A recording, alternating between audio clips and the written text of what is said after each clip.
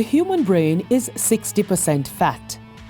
Fats provide a storehouse of energy for the body and promote normal cell growth and healthy skin. Fat also acts like a cushion and heat regulator to protect the heart, liver, and other vital organs. And as most people would know, fat adds flavor to our food and helps us feel full longer. It is clear that having fat in our diet is beneficial in many ways, but too much or the wrong kind can be equally harmful.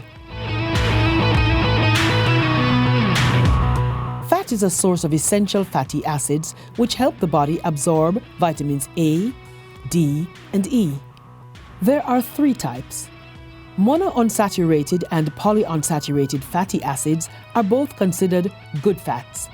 The third, saturated fatty acid, is what we are often encouraged to avoid or lower our intake. So too, trans fat, which is created by a process called hydrogenation that makes the fat harder at room temperature to increase the shelf life. What is in our foods impact on the quality of our lives? The World Health Organization recommends that trans fat intake be limited to less than 1% of total energy intake, which translates to less than 2.2 grams per day with a 2,000 calorie diet. Studies have shown that saturated fat increases the amount of bad cholesterol or LDL in the blood and has no effect on the good cholesterol, HDL. Trans fatty acids increase the amount of bad cholesterol in the blood and also reduce the amount of good cholesterol. Diets high in these bad fats are linked to obesity, heart disease, and other cardiovascular-related problems. Trans fat also causes malformation of cell membranes and other cell structures in the body, leading to weak cell walls and abnormal cell function.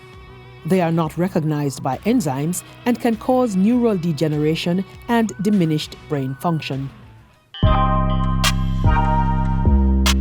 So why then is trans fat used? Well, taste and economics. Trans fat makes food stay fresh on the shelf longer and improves food texture and flavor stability. Based on a 2021 assessment of the fatty acids in commonly consumed foods in Jamaica, our intake is very high. If you look at confectionery, you see how high the percentages there, and it comes down in several of the other food products. Okay, this is just the percentage that have trans fat. Notice that the canned foods had none at all, or the beverages that we looked at had no trans fat. Okay? But this is just saying whether there was trans fat in the product. What we are even more interested in is which products had high levels of trans fat. In terms of the highest concentrations, more than 2% of fat as trans fat, we see the dairy products, and it goes down like that. And then when we now look at those that had the same products that had high saturated fat along with the trans fat, we see the figures here. The Ministry of Health and Wellness is looking to change this and encourage better food production and consumption practices. Healthier alternatives can be used that do not affect the taste or the cost of food. Knowing what is in our food is part of the way forward.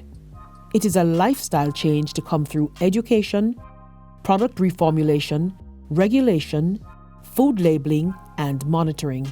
The elimination of industrially produced trans fats is part of a comprehensive policy package to prevent diet-related NCDs, which comprises mandatory food labeling, ingredients lists, nutrition panels declaring trans fats, interpretive front-of-package labeling based on nutrient profiles, restrictions on food marketing aimed at children and adolescents, mandatory standards for healthy food served in schools, and limits on sugar content. It's not just about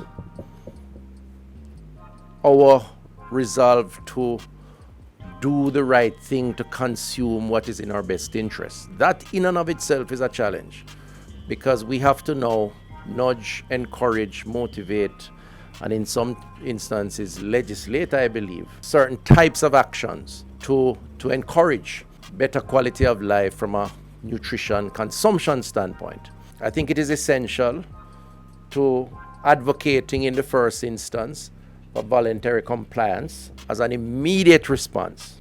As consumers, we have the choice of using naturally occurring unhydrogenated vegetable oils such as canola, safflower, sunflower, or olive oil.